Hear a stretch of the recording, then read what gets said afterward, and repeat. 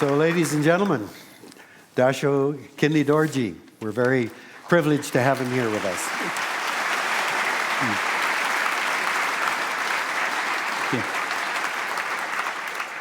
Okay, thank you very much, David. So I have to start. I think I should start by saying that no, I'm not in a position to solve the world's problems, but what I think is what you've been talking about, the problems and the current global situation. It would seem that we need to go forward, but what I would like to do is take you a little bit back, take about 50 years back, to bring Bhutan, the Bhutan yes, I story. think for most of us, Bhutan is just a place we may have heard about, but it's just so far away, yes. We know nothing of the history. And that's deliberate. That's by design. Because, yes, because if you look at the map, you see there's China, India. In that region, I think one third of the world's population lives there. And there's Bhutan, little orange dot with about a little more than 600,000 people, I think.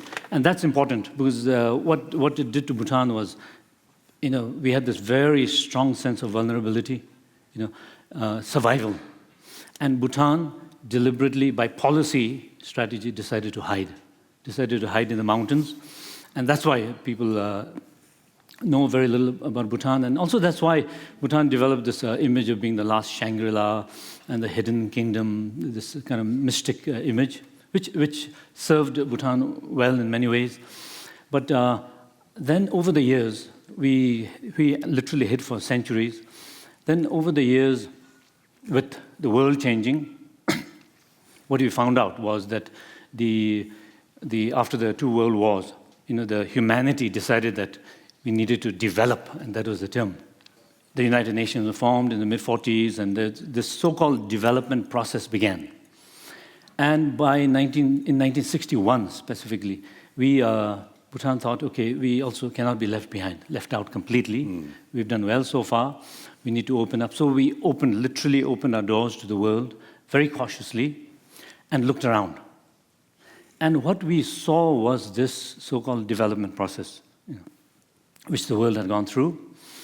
And what we also understood was that the world interpreted development purely as economic development. Okay? And in that process, in the pursuit of material well-being, societies had lost their cultures, their forests were gone, there's huge ecological imbalance already. So Bhutan said, no, this is not development. Human development needs a higher goal, and that has to be happiness. So, having said that, we did some thinking on this. We drew from the values of the past. And the first thing we had to do was define happiness. Okay, I think great minds have been trying to define happiness for years, centuries, and I think no two people agreed on an interpretation. But if I can try and explain what we understand by happiness, it's not the fleeting sense of fun, pleasure, the excitement, the emotions. That's the Disneyland happiness. Okay. For Bhutan, this happiness is you look into your mind, you look inside yourself. It's that deep, abiding sense of contentment that you need less rather than want more. And we are quite clear on this. This is drawn from initially from some Buddhist teachings, but we think it can be a global concept. And if that is happiness, it becomes an individual pursuit. You look inside yourself for happiness. We're saying that now gross national happiness, which you've heard about, which has been written about, is the responsibility of the state, responsibility of the government, to create an environment where citizens can pursue happiness. Okay. So that's why we say happiness is no laughing matter. It becomes a very serious responsibility.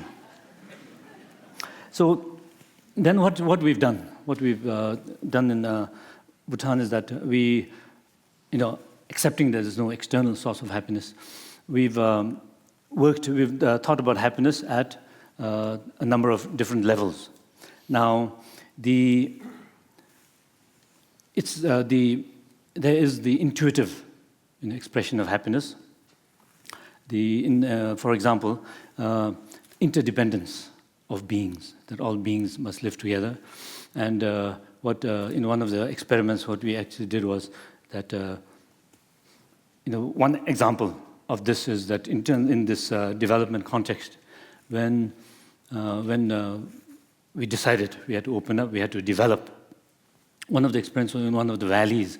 We had this, it's a rice growing valley, and people said, hey, the government actually said we can grow 2 crops in this valley, given the climate and the temperature.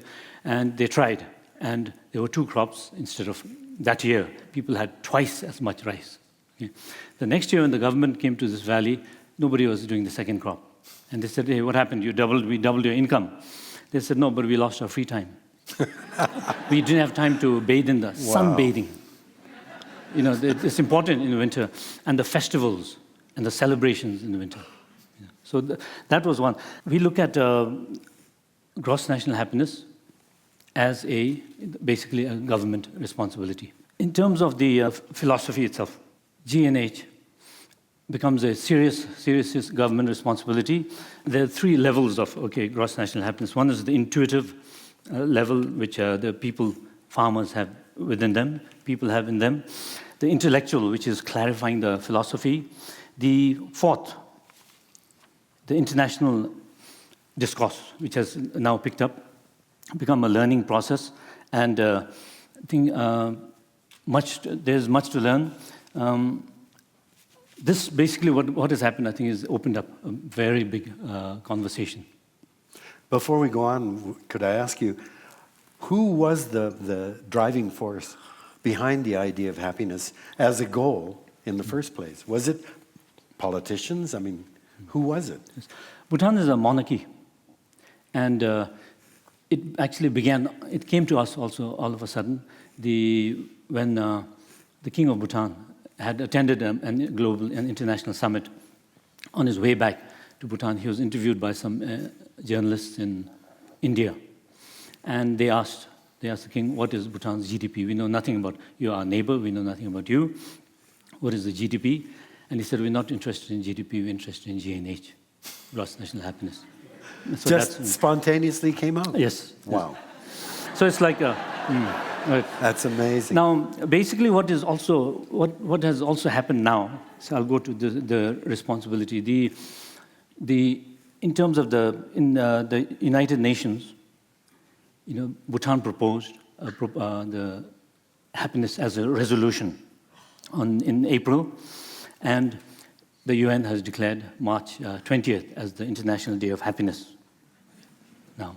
So that it's become a global holiday now. What was the actual resolution Bhutan introduced?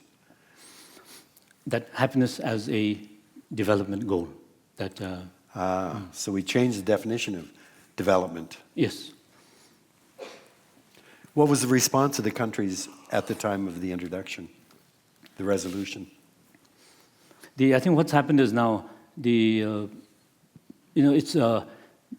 comes from the original sense of contentment, happiness to be interpreted as contentment. And at the intellectual level, we're trying to clarify the philosophy. And G&H, basically, gross national happiness is defined as a government responsibility. And the 4th is what is happening now is the international discourse. Okay, now it's been picked up.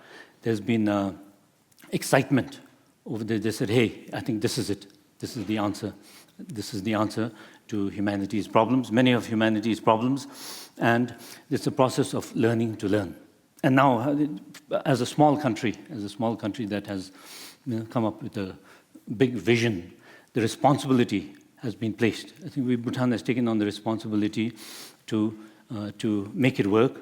We have, the latest is that we have a large group of experts around the world who are working with Bhutan to work on G&H as a development philosophy. So the idea is that we'll be able to define very clearly what happiness really is and then find ways, once we have the definition, of measuring exactly where we stand on that goal of happiness. And then a strategy to try to achieve it. Is that the idea, or to convert our current development ideas to incorporate this? What is the plan of these working groups? The idea is to give the world a goal, a new goal. And Bhutan, many countries are looking to Bhutan for the answer, but Bhutan does not have the complete answer. Bhutan before lived happiness, but now that it's becoming more academic, Bhutan has really roped in experts around the world, about 100 people who will help Bhutan define a new goal for development. If development is supposed to mean improvement, we feel that happiness is the underlying, should be the underlying goal. I wonder whether this idea of happiness is something that springs out of the Asian or the East, religions, great religions of Hinduism and Buddhism, where there's much more sense of finding balance in the universe rather than improving material wealth as we might have in the more Western traditions. In Bhutan, we would interpret happiness as contentment. It's physical, mental, emotional balance. Mm-hmm. And that has to be the goal, not GDP, GNH. Does it work in Bhutan? Having set GNH as the goal, how do the Bhutanese live up to that? In the past, yes. Well, the development itself has become a challenge, I think, to Bhutan. Yes. In the past, there was we had, as long as we were closed, as long as we remained hidden, we had the contentment. With the opening up process, with the opening up process and the pressures, the pressures are there, but we are determined. Bhutan thinks that gross national happiness must be the answer to our problems.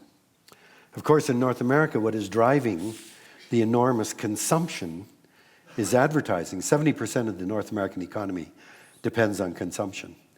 And what you see is this enormous pressure. The ads are telling you all the time, Coke is the real thing, and happiness comes from these various products. Now, your borders, I realize that you're a mountain country and those mountains act as a boundary, but you can't stop the electronic ads that are coming across through television. Yes, I think Bhutan would have liked to have been closed, would have liked to remain closed for good, but the development process came in, the development process is here, and we have to accept that. And the idea is even, ads, the advertising media, representing materialism. I think we look back, we turn to spiritualism as an answer, as the anecdote. It's a wellness and happiness initiative, right? And the wellness refers to... Yes, happiness being interpreted as well-being. Yes, not the laughter happiness, the deeper sense of contentment. But well-being refers as well to the rest of life on Earth. Yes, it's important that that the human life is not the most important.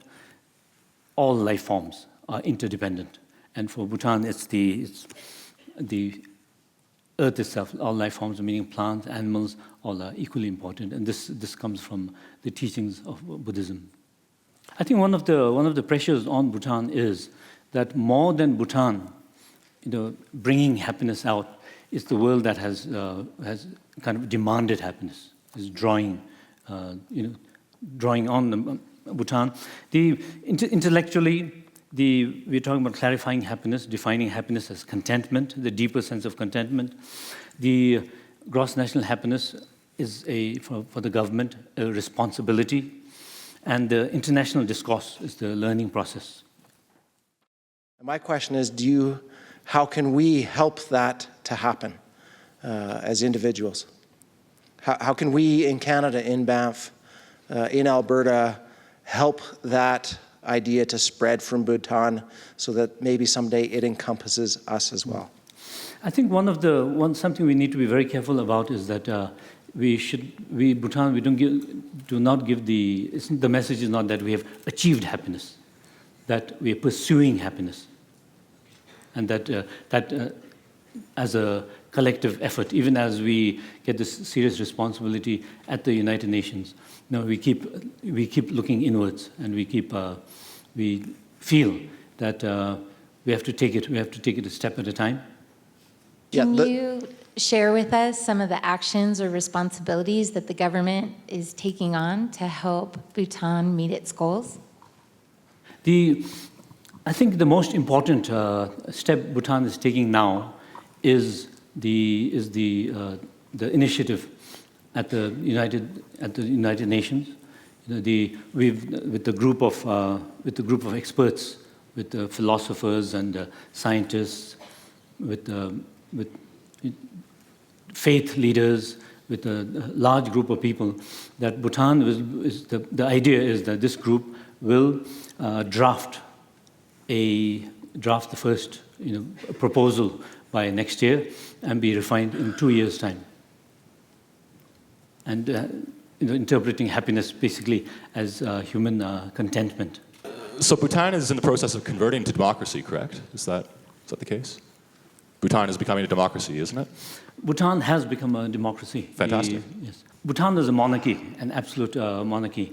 And at the height of his power, the fourth king of Bhutan declared suddenly out of the blue that he's going to step down and that Bhutan must become a democracy.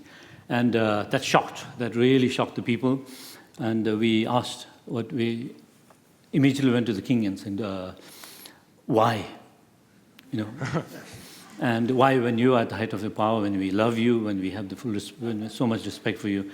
And he said, you cannot leave cannot leave a small country like Bhutan in the hands of one man who's chosen by birth and not by merit. And the idea was, why now, when everything's working well? And he says, that's when you make change. Don't wait for tragedy. Don't wait for tragedy to come. So that is Bhutan's story. So, follow up then. Can I We just need ask to one bring him follow-up? over to Canada. But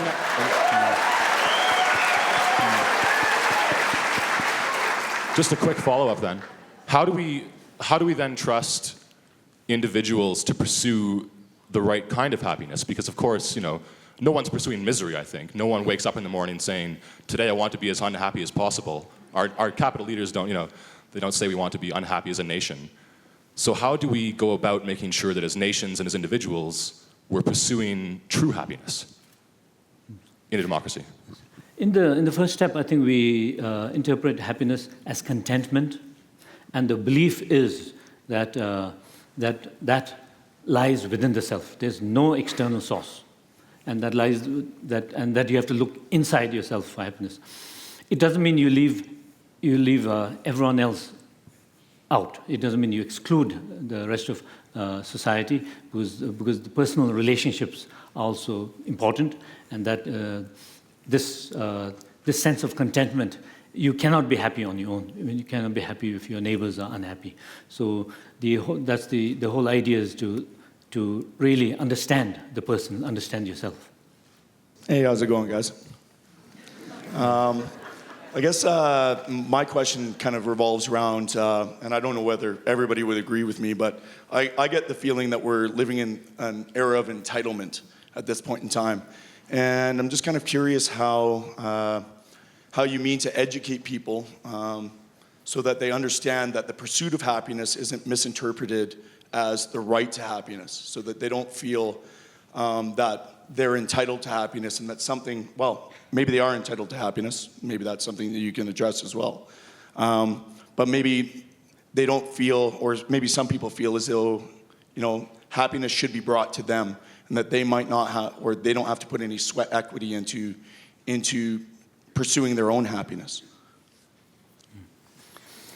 I think if you interpret happiness as the deeper sense of contentment, not the external, not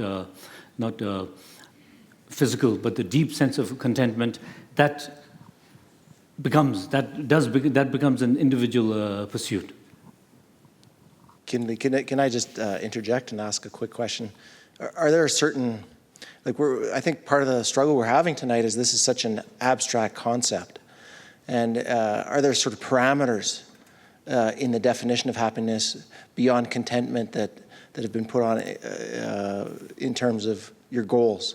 But if I can add, I suspect that the kind of Eastern traditions make it easier for him to understand and feel. True enough. The notion of contentment. And I think the purpose of the working group is to take it from that perspective out to a more global perspective where we can define and measure it in a way that everyone can see and understand. Right. But I think, as Kinley says, ultimately it's a very personal thing. I think we all tend, at least I tend to think, if I get down a diamond run without falling, I'm happy. But that's not what we're talking about at all.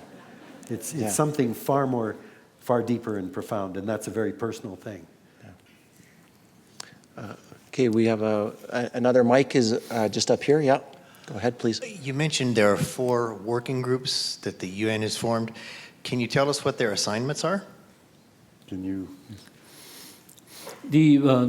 Actually, it's 3 working groups, one proposing a new development paradigm, and 3 working groups actually supporting it. So the different elements of the so-called development. And this is a new paradigm for development, which is to be submitted to the United Nations for. It's going beyond GDP. Basically. So what are the 3 working groups? How do they differ? Do you know? This is an early stage. This early stage, and at the moment we're really defining, having the main working group working on well-being, and the others at the moment yet to meet for the first time to define the paths. So it's a work very early in progress. All right, we have one on this side here. Yep. Hi, Karsten. Hey, Jeff. Hi, my name is Jeff Forbeth, and I'm a teacher. I'm a First Nations person, and I teach First Nations youth. And something we deal with in Canada as First Nations people is a collapse of our value system that we lost. A lot of the young people I work with, I've lost connection with that value system, and they say, what do we have to offer? Why are we struggling so much? And I always tell my young people, the students that I work with, that our traditional value system was a value system that would be continuous in life. And it's important for us to reconnect with those values and reconnect with those old traditions to maintain a world that we can live in. And I wonder if the Kingdom of Bhutan is sometimes intimidated by the critics of the economists or the big business. The stakes are high, but is that a challenge to fight that battle for Bhutan to lead the way with gross national happiness? With the advantage of having come into the development progress late, I think Bhutan is at the moment. Bhutan is intimidated. Because Bhutan was intimidated, we decided to hide in the mountains in the past, and now since we, cannot hide, and we feel that we need to be a small country that dares to be different. That comes up with a greater vision, greater purpose for life. It is intimidating in the sense that as a poor country, we do depend on foreign assistance, we do development assistance, and from the international community. But we think that with this, if we can really gain clarity on gross national happiness as the purpose of development, as a goal for development, that and the idea is not to really to teach the world. That's very important to understand. We're not in a position to teach. We really have to make it work. If we make it work in Bhutan, that can be an example in itself. But I'm sure there are going to be lots of pressures on you, especially from corporations, to... I think there already are lots of pressures because when we held the April 2nd conference at the United Nations, we were told,